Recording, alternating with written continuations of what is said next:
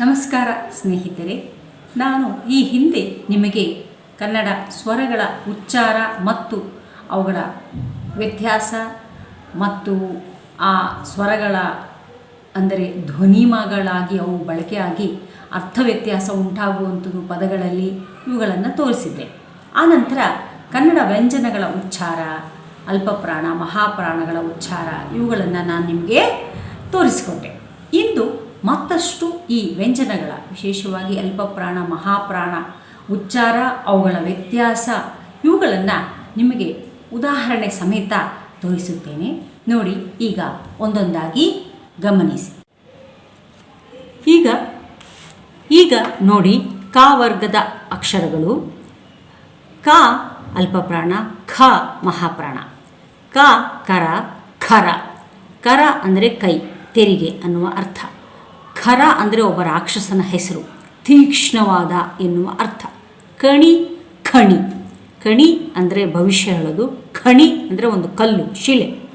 ಹಾಗೆ ಗ ಮತ್ತು ಘಗಳ ವ್ಯತ್ಯಾಸಗಳನ್ನು ಗಮನಿಸಿ. ಘಟ್ಟ, ಘಟ. ಘಟ್ಟ ಬೆಟ್ಟಗಳ ಸಾಲು, ಘಟ ಒಂದು ಮಡಕೆ, ಇನ್ನೊಂದರ್ಥ ದೇಹ ಅಂತ ಕೂಡ.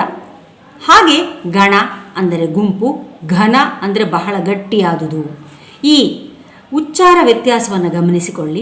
ಮತ್ತು ಕೊನೆಯ ಆ ಅನುನಾಸಿಕ ಜ್ಞ.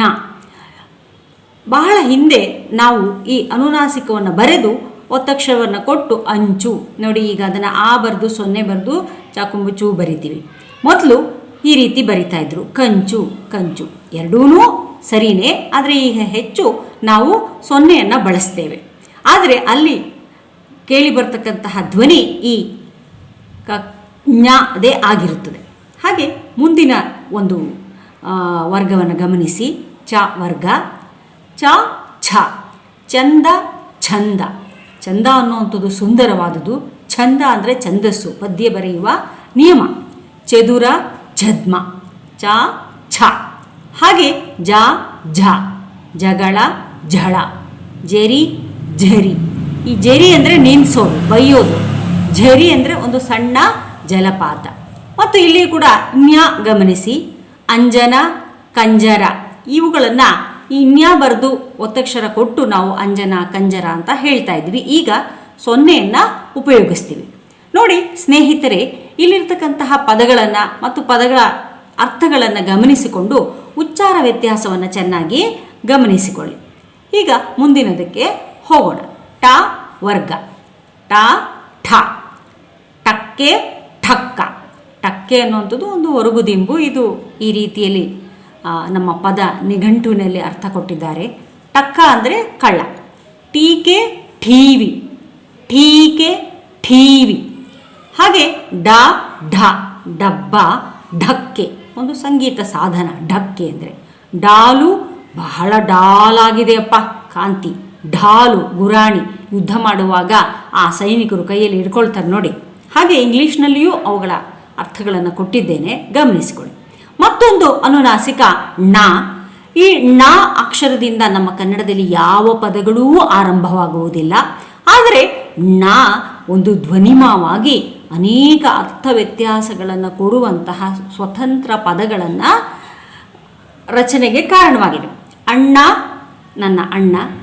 ಹಾಗೆಯೇ ಇಲ್ಲಿ ಮತ್ತೊಂದು ಅನುನಾಸಿಕ ನ ಮತ್ತು ಣ ಗೊಂದಲವನ್ನು ತುಂಬ ಜನ ಉಂಟು ಮಾಡಿಕೊಳ್ತಾರೆ. ಅದರಲ್ಲೂ ಶಿಕ್ಷಕರು ಸರಿಯಾಗಿ ಗಮನಿಸಿಕೊಳ್ಳಿ ಸ್ನೇಹಿತರೆ. ಅಣ್ಣ, ಅನ್ನ.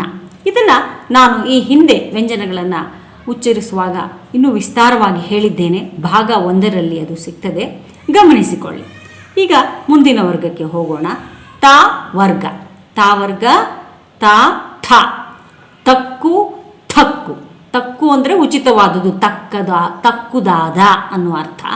ಥಕ್ಕು ಅಂದರೆ ಆಶ್ಚರ್ಯ. ಇವೆಲ್ಲವೂ ಈ ವಿಶೇಷವಾಗಿ ಮಹಾಪ್ರಾಣದ, ಅದರಲ್ಲೂ ಥ, ಈ ಢ, ಈ ಅಕ್ಷರಗಳ ಪದಗಳು ತುಂಬ ಕಡಿಮೆ ಬಳಕೆ ಆಗ್ತವೆ ಮತ್ತು ಇವುಗಳು ಸಾಹಿತ್ಯದಲ್ಲಿ ಹೆಚ್ಚು ಆಳವಾಗಿ ಭಾಷೆಯನ್ನು ಓದುವಾಗ ನಮಗೆ ಕಂಡು ಬರ್ತವೆ. ಇನ್ನೊಂದು ತಳಿ. ತಳಿ ಅಂದರೆ ಒಂದು ಜಾತಿ, ಬ್ರೀಡ್ ಅನ್ನುವಂತಹ ಅರ್ಥ. ಥಳಿಸು ಅಂದರೆ ಹೊಡೆಯುವುದು. ದನ, ಹಸು, ಧನ, ಸಂಪತ್ತು. ಇವು ದ ಮತ್ತು ಧ ಈ ಅಕ್ಷರಗಳನ್ನು ನಾವು ತುಂಬ ಉಪಯೋಗಿಸ್ತೇವೆ. ಸರಿಯಾಗಿ ಗಮನಿಸಿಕೊಳ್ಳಿ. ದರಿ ಅಂದರೆ ಕಂದರ, ಅಂದರೆ ಎರಡು ಕೋಟೆಯ ಪಕ್ಕದಲ್ಲಿ ಶತ್ರುಗಳು ಬರಬಾರ್ದು ಅಂತ ಹೇಳಿ ಕಂದರವನ್ನು ತೋಡ್ತಾ ಇದ್ರು, ಅಂದರೆ ಆಳವಾದ ಗುಂಡಿ. ಧರೆ ಭೂಮಿ. ನಗು ನ ಅನುನಾಸಿಕ. ನೊಣ. ಇಲ್ಲಿ ಗಮನಿಸಿಕೊಳ್ಳಿ ಸ್ನೇಹಿತರೆ, ನ ಮತ್ತು ಣ. ನೊಣ, ನೋ ಣ, ನೊಣ. ಈಗ ಮುಂದಿನ ವರ್ಗಕ್ಕೆ ಹೋಗೋಣ. ಪ ವರ್ಗ. ಪ ಫ. ಪದಕ ಫಲಕ. ಪಾಶ ಫಾಷಿ. ಪಾಶ ಅನ್ನುವಂಥದ್ದು ಹಗ್ಗ, ಹಗ್ಗ ನೇಣಿನ ಹಗ್ಗ ಅನ್ಬೋದು. ಫಾಷಿ ನೇಣು ಶಿಕ್ಷೆ. ಭಂಗ ದುಸ್ಥಿತಿ, ಅಯ್ಯೋ ಅವ್ರ ಭಂಗ ಏನೇ ಹೇಳಿ ಅನ್ನುವ ಅರ್ಥದಲ್ಲಿ. ಭಂಗ ಮುರಿಯುವುದು, ಏನನ್ನಾದರೂ ಮುರಿದು ಹಾಕೋದು. ಬಂಡೆ ಕಲ್ಲು, ದೊಡ್ಡ ಬಂಡೆ, ರಾಕ್. ಭಂಡ ಏನು ನಾಚಿಕೆ ಇಲ್ಲದೆ ಇರೋನು, ಅವನೊಬ್ಬ ಭಂಡ ಅನ್ನುವ ಅಲ್ಲಿ ಈ ಮಹಾಪ್ರಾಣ ಬಳಕೆ ಆಗ್ತದೆ. ಇನ್ನು ಅನುನಾಸಿಕ ಮದುವೆ, ಮಲ್ಲಿಗೆ, ಮೀನು. ಈ ಮಾ ಅಕ್ಷರದಿಂದ ಆರಂಭ ಆಗ್ತಕ್ಕಂತಹ ಅನೇಕ ಪದಗಳು ಕನ್ನಡದಲ್ಲಿ ನಮಗೆ ಸಿಗ್ತವೆ. ನಾನು ಹೀಗೆ ನಿಮಗೆ ಈ 5 ವರ್ಗಗಳ ಪರಿಚಯ ಮಾಡಿದ್ದೀನಿ. ಮುಂದಿನ ವರ್ಗಗಳನ್ನು ಮತ್ತೊಮ್ಮೆ, ಅವರ್ಗೀಯ ವ್ಯಂಜನದ 9 ಅಕ್ಷರಗಳನ್ನು ಮತ್ತೊಮ್ಮೆ ನಿಮಗೆ ತಿಳಿಸಿಕೊಡ್ತೇನೆ. ಕೇಳಿದಿರಲ್ಲ ಸ್ನೇಹಿತರೆ, ದಯಮಾಡಿ ಚೆನ್ನಾಗಿ ಈ ಉಚ್ಚಾರದ ವ್ಯತ್ಯಾಸವನ್ನು ಗಮನಿಸಿಕೊಳ್ಳಿ. ಹಾಗೆಯೇ ಅರ್ಥ ವ್ಯತ್ಯಾಸವನ್ನೂ ಗಮನಿಸಿಕೊಳ್ಳಿ. ಅದರಲ್ಲೂ ಪ್ರಾಥಮಿಕ ಶಾಲೆಯಲ್ಲಿ ಬೋಧಿಸ್ತಕ್ಕಂತಹ ಕನ್ನಡ ಶಿಕ್ಷಕರು ಬಹಳ ಕಾಳಜಿಯಿಂದ ಗಮನಿಸಬೇಕಾದಂತಹ ಉಚ್ಚಾರದ ವ್ಯತ್ಯಾಸ ಇಲ್ಲಿ ನಿಮಗೆ ನಾನು ತೋರಿಸಿದ್ದೀನಿ. ಮತ್ತಷ್ಟು ಉಚ್ಚಾರದ ವ್ಯತ್ಯಾಸಗಳನ್ನು, ಅದರಲ್ಲೂ ಅವರ್ಗೀಯ ವ್ಯಂಜನಗಳನ್ನು ಇನ್ನೊಂದು ಕಾರ್ಯಕ್ರಮದಲ್ಲಿ ನಿಮಗೆ ತಿಳಿಸಿಕೊಡ್ತೇನೆ. ನಿಮಗೆ ಇದು ಇಷ್ಟ ಆಯಿತು ಅಂತ ಭಾವಿಸ್ತೇನೆ. ಸ್ನೇಹಿತರೆ, ನೀವು ನಿಮ್ಮ ಅಭಿಪ್ರಾಯಗಳನ್ನು ಬರೆದು ತಿಳಿಸಿ.